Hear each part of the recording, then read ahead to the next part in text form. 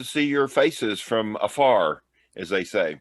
That was what the three wise men said. Good to see the star from afar. Anyway, good. Isn't it kind of chilly where you are? I went for a walk this morning. I thought it was the dead of winter this morning. How about you, Sue? Are you? Is it cold up there in Michigan? It's cold in the mornings, but it's starting to warm up. It'll be in the 50s this afternoon. Great, great. That's good. All right. Well, it's really nice to be with you this morning. As we begin, let us open with a. Oops. That's how well I fixed my camera. Okay. Let me see if I can do that again. Okay. Let's open with a word of prayer. Gracious God, may the words of my mouth and the meditations of all of our hearts be acceptable to you, O Lord, our rock and our redeemer. Amen. Well, we're now on part two of our series on the resurrection. And what I hope everybody has received today is the handout that John was nice enough to attach to the Zoom invite. And what we're going to do is kind of work through that handout and think about this question. What were the things going on in Jesus' ministry that sort of led up to ultimately the biggest event in the New Testament, that is to say, Jesus' own resurrection? What were the hints and the intimations and the glimpses of what was yet to come? And that's what we'd like to look at today. We'd like to look at some uh, events that happened and then look at some words of Jesus that sort of interpret those events. By the way, one quick note about biblical theology. Here it is. Biblical theology always involves both word and event, or word and deed. So much of what happens in the Bible is an event happens, and then there's explanation of it or interpretation of it. So you don't have just a simple deed, you have words about the deed. So if you're wondering all the time why the Bible has so much talk in there, is that the word needs to explain how the word becomes flesh and does things. So that's what we're going to do today. All right. So if you have your handout, you'll notice that we start with some remarkable events that are really few and far between in the Gospels, and that is what I would call resuscitations. Now, why are they not called resurrections? Well, a very simple reason. All of these people who get resuscitated and brought back to life, well, guess what?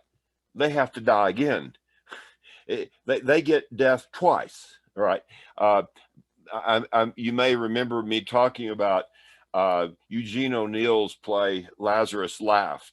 And when Lazarus is brought forth from the grave in Eugene O'Neill's play, he starts laughing. And one explanation is he's got to do it again. All right. So these resuscitations are not resurrections. A resurrection, as we'll see in a moment, means being brought back to life to live eternally. That's different than these. Now, one bit of background to all of these resuscitation stories, and they're not many, are the two stories in the book of Kings. In 1 Kings 17, Elijah will resuscitate a young man. And then in 2 Kings 4, Elisha, his lieutenant, will will resuscitate a young man. And those two stories are really quite similar. And they're also quite similar to what goes on in the Gospels for this reason: it's young people. Note that.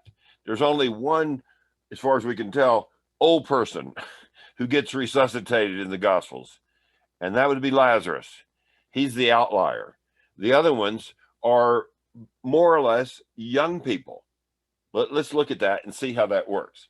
Um, so on your uh, text here are some stories of some raisings from the dead of some young people. And one of my favorites happens to be in the Matthew 9:18 and parallels in the other two gospels, Luke and Matthew. And it has to do with a leader of the synagogue named Jairus. And his 12-year-old daughter, she's young, is dying. And they call for Jesus, and Jesus comes to the house. And this is what happens in the Mark version of it. This is Mark 9:39. And when Jesus had entered, he said to them, Why do you make a tumult and weep? The child is not dead, but sleeping. But they laughed at him. Jesus gets laughed at. And he put them all outside and took the child's father and mother and those who were with him and went in there where the child was. And taking her by the hand, he said to her, Talitha Kumi, Aramaic, which means, little girl, I say to you, arise. And immediately the girl got up and walked, for she was 12 years old. And immediately they were overcome with amazement. And then here in Mark, he says, and he strictly told them to tell no one. Well, how are they not going to tell them what happens when she's going to walk out the front door pretty soon? And then I love this. And he told them to give her something to eat. This is a rule when you've been dead. You're typically famished, right?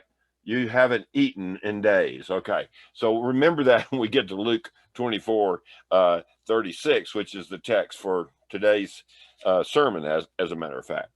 Now, this is an amazing story. And this little girl, they think, is dead. And Jesus says, no, she's sleeping. Now, one of the things we'll talk about more is the Jesus mind, death means sleeping. And we'll come back to that later in Luke's parable of the rich man and Lazarus. So this is an astonishing tale, right? And all three gospels tell you this story of this resuscitation. Now, if you want to look at Luke 7 is the only one who tells that story. And it's about a widow in Nain, and Nain is a little town close to Nazareth. And here's what the story says. Luke 7:11. Soon after he went to a city called Nain, and his disciples and a great crowd went with him. And he drew near to the gate of the city. Behold, a man who had died was being carried out, the only son of his mother. And she was a widow, and a large crowd from the city was with her. And when the Lord saw her, he had compassion on her, said, do not weep. And he came and touched the bier, and the bearer stood still. And he said, young man, I say to you, arise. And the dead man sat up and began to speak. And he gave him to his mother, and fear seized them all, and they glorified God. A great prophet has risen among us. Well, indeed. So here, once again, it's a young person, right? And this widow who's lost her only child has him brought back to her. Now, then in Matthew 10:8, when Jesus sends out the disciples to go around Israel announcing the kingdom, one of the things he does, strangely enough, is he commands them to raise the dead. Now, the Gospels don't give us any account of such a thing happening. Of the disciples actually being able to pull this off. I suspect the reason they don't give us an account is that it probably didn't happen. The disciples were sort of inept in many respects, right? Probably they weren't real good at raising the dead. Therefore, we don't get any stories about it. Then one of the strangest stories in the Gospels happens in Matthew 27:52, only in Matthew, where it says that at the moment of Jesus' death, saints come out of the grave in Jerusalem and are walking around town. My. We don't have much more information than what I just gave you. Well, what is that? To tell you the truth, I don't know. So if you ask, are there many resuscitations in the Bible? I think the answer, we'll do Lazarus in a minute. The answer is, I've just run through them. I gave you Elijah and Elisha, and then these very few examples of resuscitations in the gospel, and that's it. So it's a very rare occurrence indeed. And so we shouldn't make it. I lost my microphone now. I lost my camera now. Now I got my mic back. All right. So I want to stop there and see if any of you have any kind of questions. I don't know what more to say about these resuscitations. Yeah, Terry. Two things. As you know, my contention is that if your definition of the difference between resuscitation and resurrection is that the resurrected person is not subject to death thereafter, then until the resuscitated person does die, it's resurrection, and you can't prove it's not. And on the other hand, we don't know in the Gospels whether Lazarus or the little girl or the widow's son ever did die again. We're not told. So they might have been resurrections too, for all we know. Hey, Terry, you can make any argument by silence, right? So if you want to make an argument by silence, that's fine. But I don't know what to say about those other than to say these resuscitation stories are very, very, very, very rare, right? Frank, I would just make the comment that when you said that the disciples were inept and that they couldn't raise the dead, I would suggest that they're just being normal human beings, and that raising of the dead is not something that most human beings are capable of doing. They are capable of resuscitating somebody who has recently on the verge of death, but they aren't capable of bringing back to life somebody who is dead. I'd say it's a very rare gift, Lane. Yes, I would. By the way, I've got to tell you all this. This past week, I experienced a resuscitation because I was impatient and ate some beef that lodged in my throat. And I don't know if any of you have ever had this experience, but as I was gagging and trying to breathe, a thought just went through my head very quickly, which was this: God, was there sort of a manufacturing flaw that you would make the same pipe for air and for food? Couldn't we have sort of adjusted the anatomy of humans? And so my wife tried to give me the Heimlich maneuver. God bless her. She did the best she can. She called my son, Tucker, who was in the backyard, and he's in the restaurant sort of business. And by the way, Tucker saved my life. So he got the beef out of my throat. And so I have been resuscitated. I know of what they speak in the scriptures. So I'm a very grateful father this week. When he got the beef out of my throat, I said to him, my first thought was, thank you for saving me. You now have free rent for the rest of your life. That was my thank you to him. So, all right. Now, let's move on to the stories regarding resurrection. Now we're talking about something different, right? Jesus is going to talk about resurrections.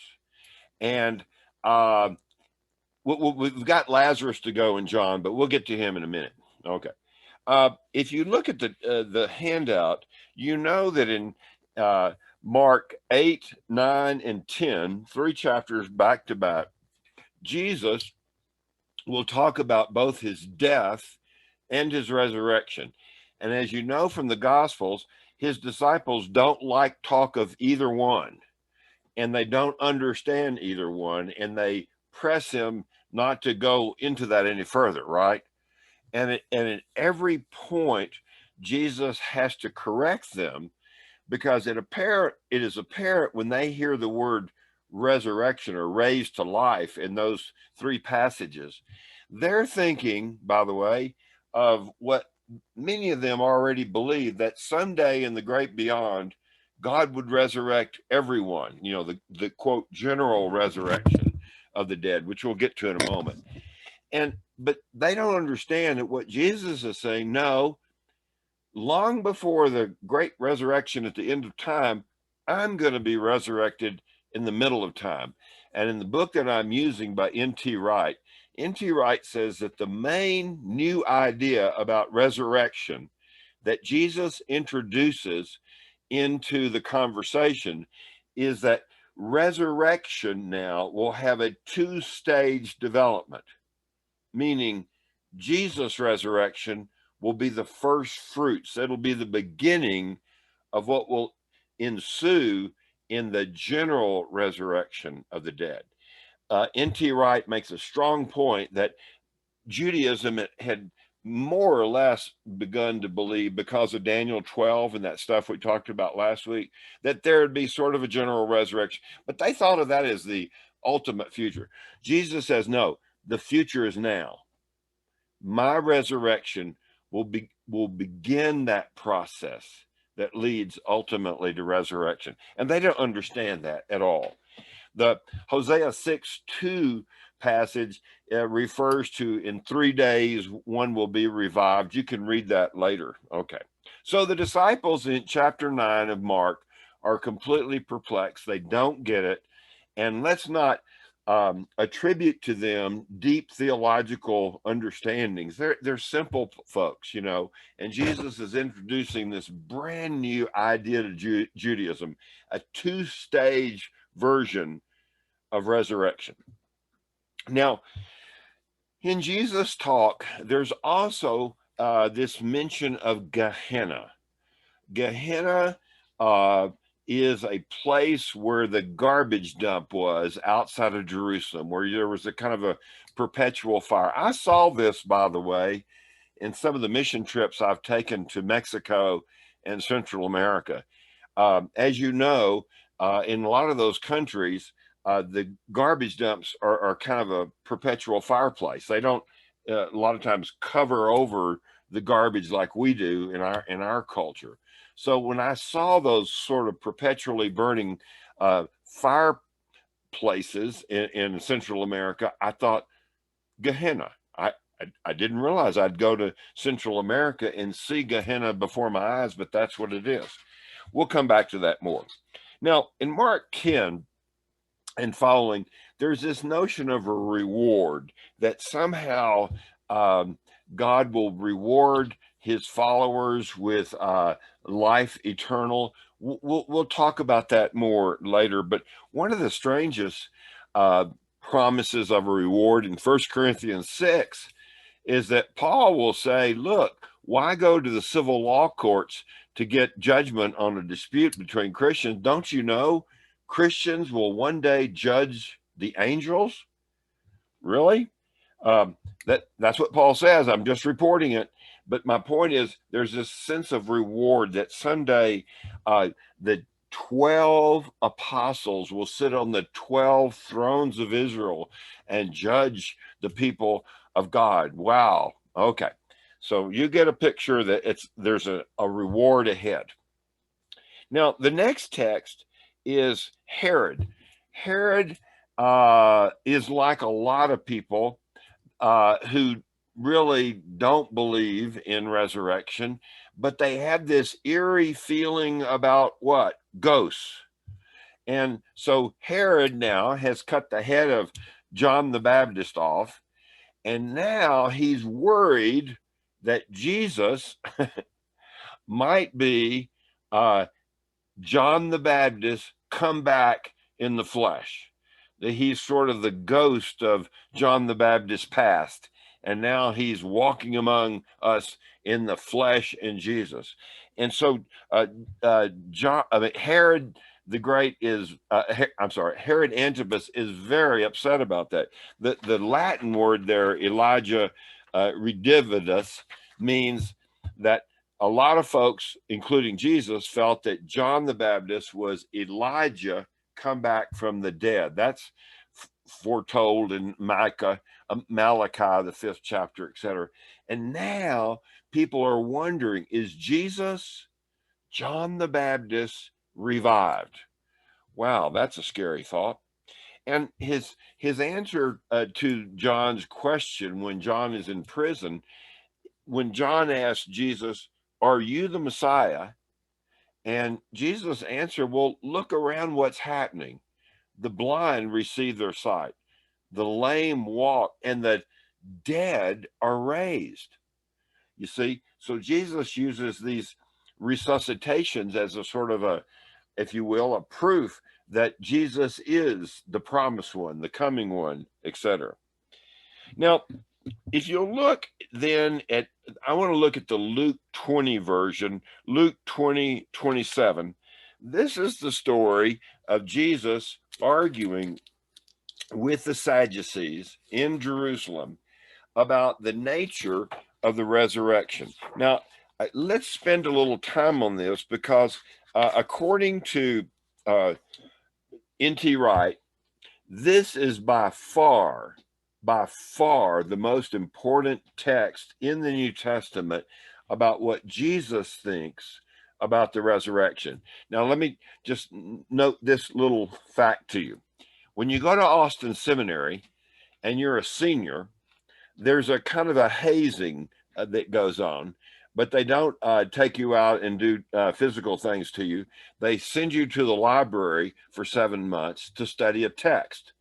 And then after 7 months of studying a text, they make you stand before the seminary community and preach your senior, what have I done here? Okay, I've lost my camera. Hold on just a second.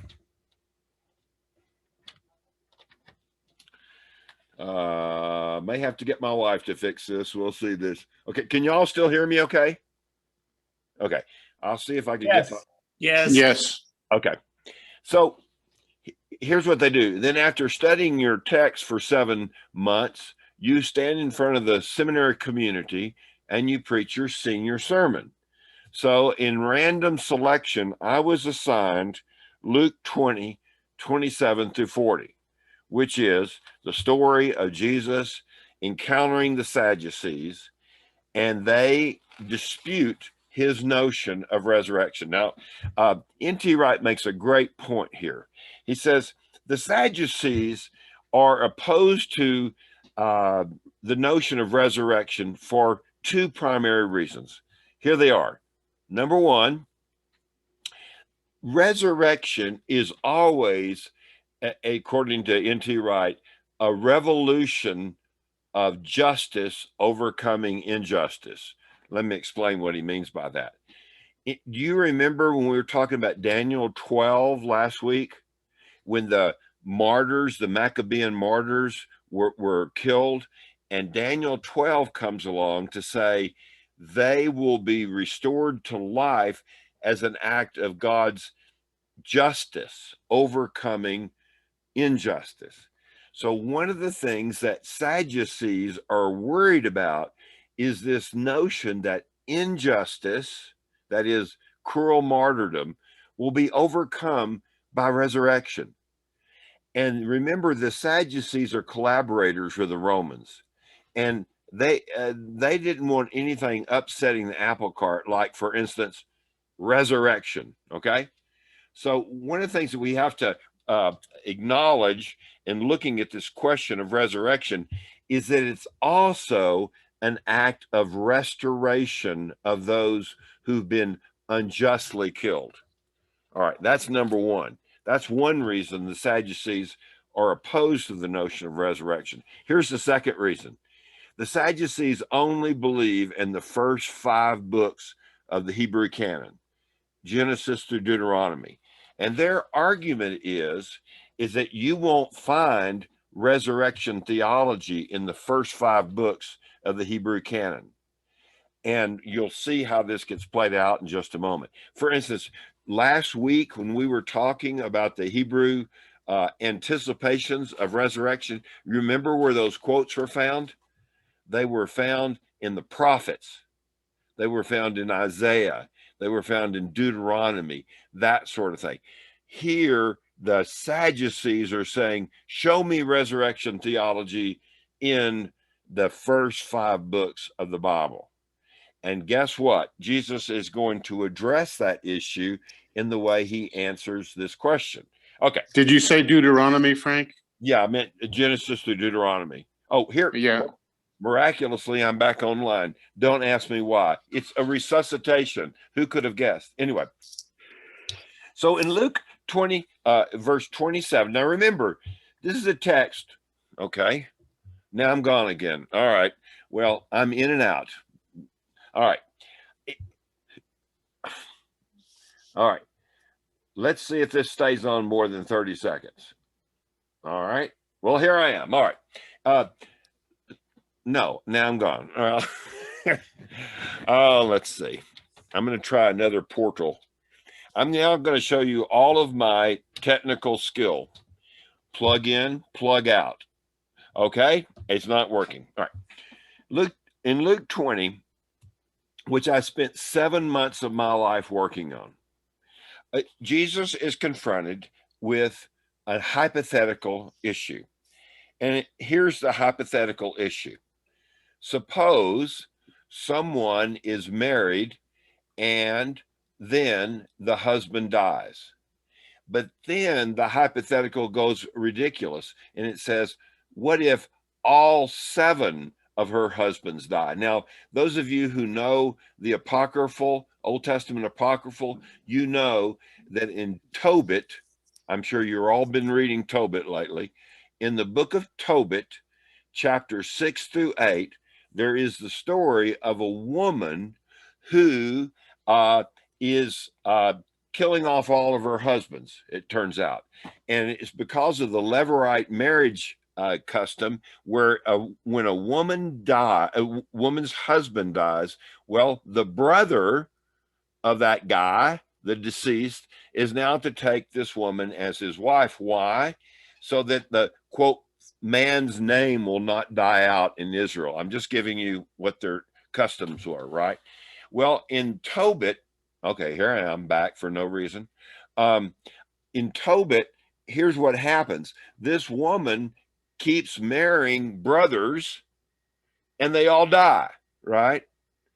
And that's the hypothetical that the Sadducees bring up. And here's their question. In the resurrection of the dead that you're talking about, Jesus, whose wife will she be? All right.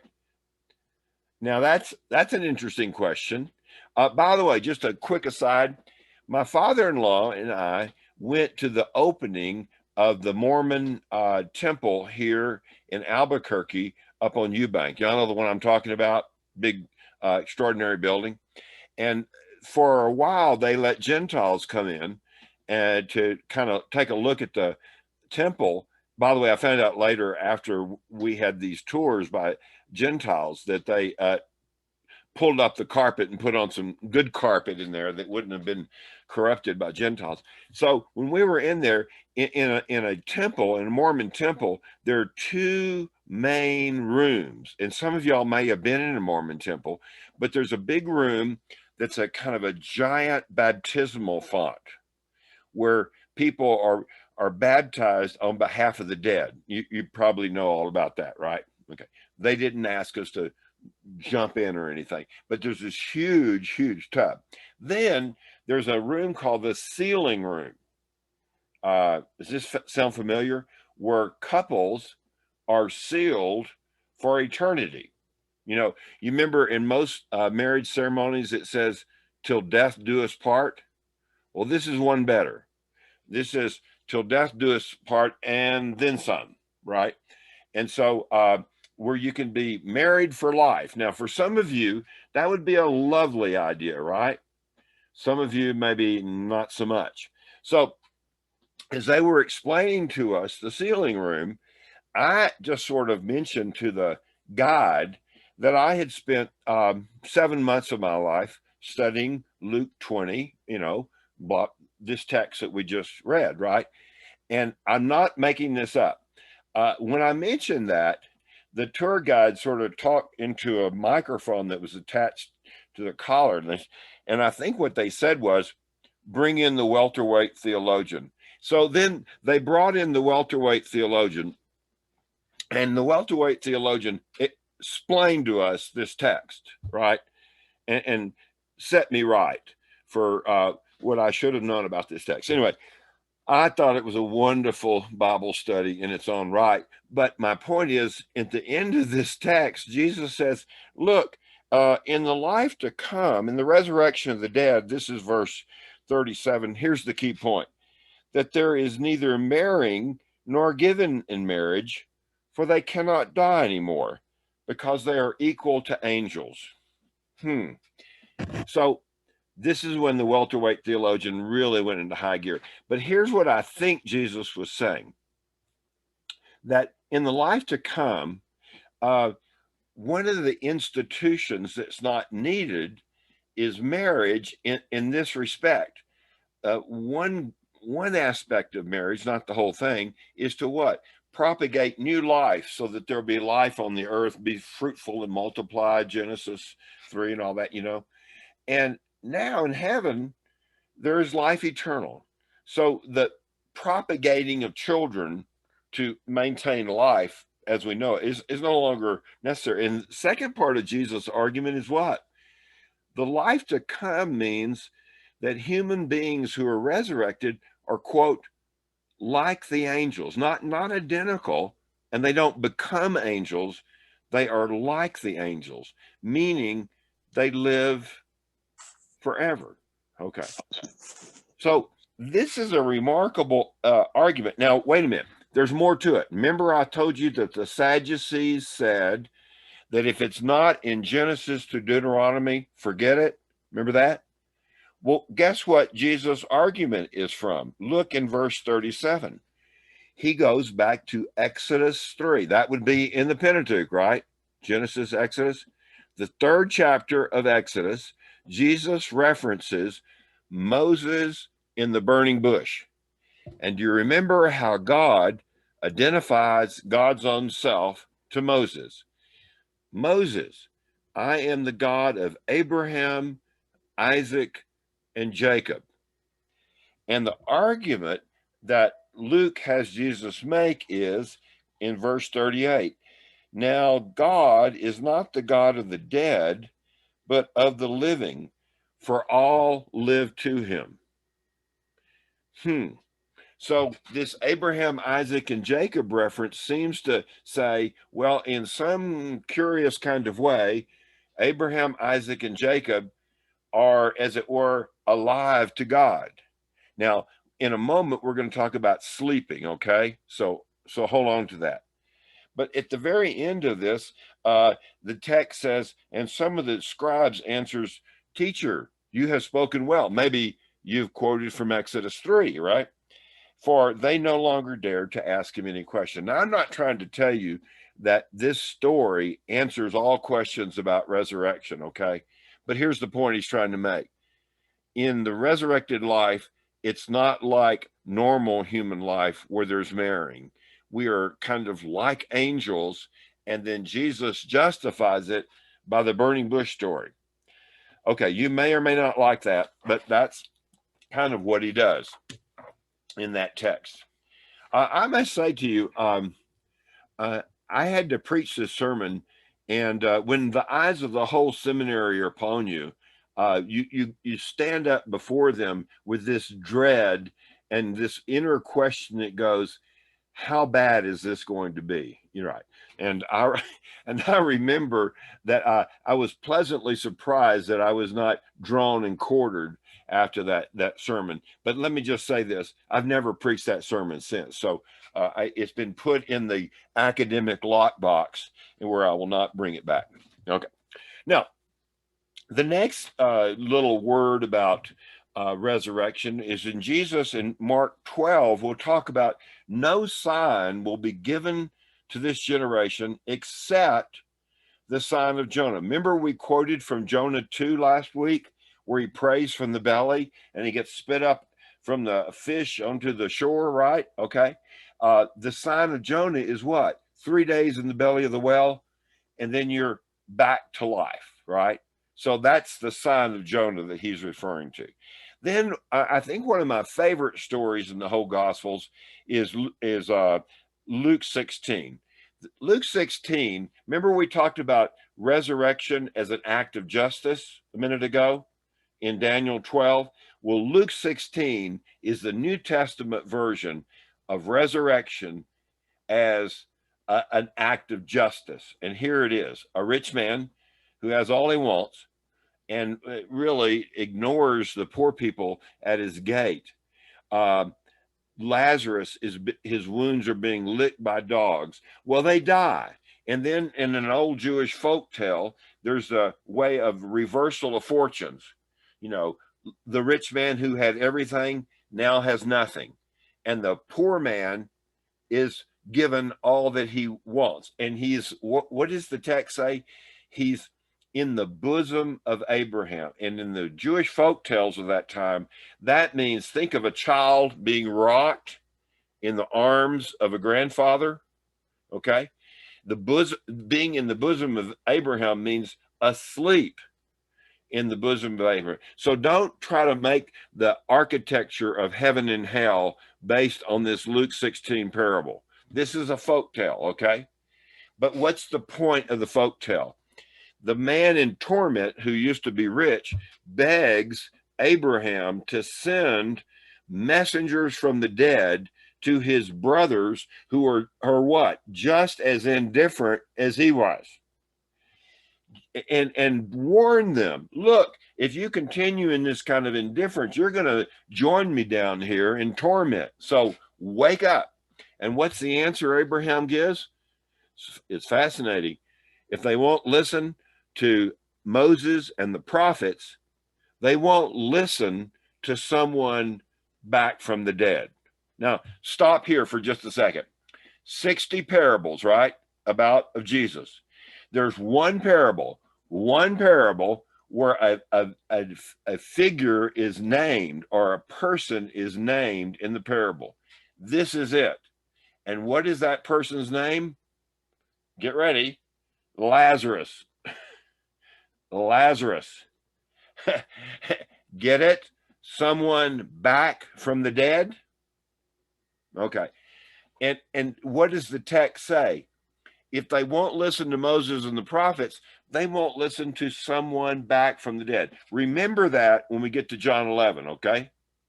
Because here in John 11, we're going to see what happens when somebody comes back from the dead, okay? So one other one that I didn't list is the story in Matthew 25 of the sheep and the goats, kind of the judgment of the nations in the last judgment, but hold off on that. Okay, look real quickly at the Gospel of John. Here in the Gospel of John, Jesus will talk about his going into the temple and overturning the tables, and he'll make this remarkable statement that you tear down the temple and I'll rebuild it in 3 days. And that kind of refers to what? Jesus' own body being torn down and rising back. But they interpret it to mean what? That Jesus is going to knock down the temple, right? And that gets brought up in the trial scene, right? Okay. Then in John 5 and 14 and 16, Jesus promises eternal life. And that's a kind of a traditional notion of the resurrection of the dead in the future. Then in the feeding of the multitude, he talks about, look, you want bread that will satisfy your hunger. What about the bread of heaven that will lead you into eternal life? But then let's talk finally about Lazarus. Remember that parable? If someone comes back from the dead, they won't listen to him. Well, John 11 is about Jesus' friend, right? And he's dead in the grave 4 days. And Jesus finally arrives in Bethany, and the two sisters, Mary and Martha, are just distraught that Jesus does not come earlier to save their brother, right? To heal him before he dies. And Jesus explains to them, look, this was done so that God's glory might be revealed. So he calls forth Lazarus out of the tomb. They unbind him, and he reminds Mary and Martha, I am the resurrection and the life right now. Remember that two-stage notion of resurrection? I am the resurrection now, right? Not just in the age to come. So Lazarus comes forth from the tomb. But what's the aftermath of the Lazarus resuscitation? Remember this. The plot now thickens because the religious leaders decide that Jesus doing this Lazarus resuscitation is the last straw. And they decide to do what? They decide to kill Jesus. And while they're at it, kill Lazarus, right? So remember the Luke 16, if someone comes back from the dead, they'll not believe it. Well, here's Lazarus, and Lazarus is not being believed. In fact, let's kill him again to get rid of the evidence, etc. John 12, Jesus will say, unless a grain of seed is put into the ground and, quote, dies, we know it germinates, it dies, then it then will produce great fruit. So those are some intimations, some teachings, some thoughts about resurrection in the Gospels. There's a lot of it, but these resuscitations are few and far between, right? Now, let me stop here and see if you have some comments and questions about this. The most important thing I would say to you is, according to N.T. Wright, is that Jesus is basically assuming the Pharisees' point of view about resurrection. And Jesus will mirror their view that there will be resurrection at the end. But what he does, he modifies the Pharisees' point of view by saying these resuscitations are hints of what is going to happen. And my resurrection, Jesus' resurrection, will be the first fruits of what will lead finally to the general resurrection of the dead. Well, that's a lot of stuff in a short period of time, but what do you think? I'm dying, so to speak, to hear what you're thinking.